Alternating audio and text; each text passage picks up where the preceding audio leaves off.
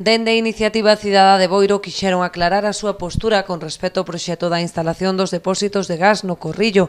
A formación liderada por Manuel Velo non se opón á transición do suministro de propano a gas natural, pero entende que debería executarse sen risco para a cidadanía.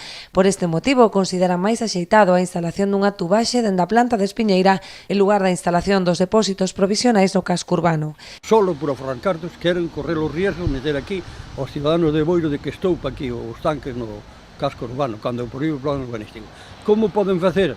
Teñen que gastar un pouco máis, pois ter unha tubería dos tanques que hai alá arriba, colocalos alá arriba ao lado dos outros, ter unha tubería, porque isto, claro, non poden facer o cambio de golpe, teñen que ir edificio por edificio, e iso leva un tempo. E entonces abren o gas natural. Pero claro, esa é unha conveniencia deles para forrar cartos. Pero que traigan unha tubería lá de arriba e que poñan os tanques lá arriba. No polígono industrial como están facendo noutros sitios.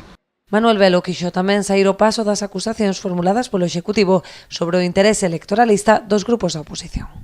Que as eleccións ainda faltan casi un ano. Leva todo o tempo atacándonos e eu rechazo o que dice, as tonterías que dice. Porque outro día dixe unha tontería, que eu vai a gobernar o señor Bel con Dores Torrado e súa familia. Este é unha vergüenza, un alcalde que mezcla as familias co debate político.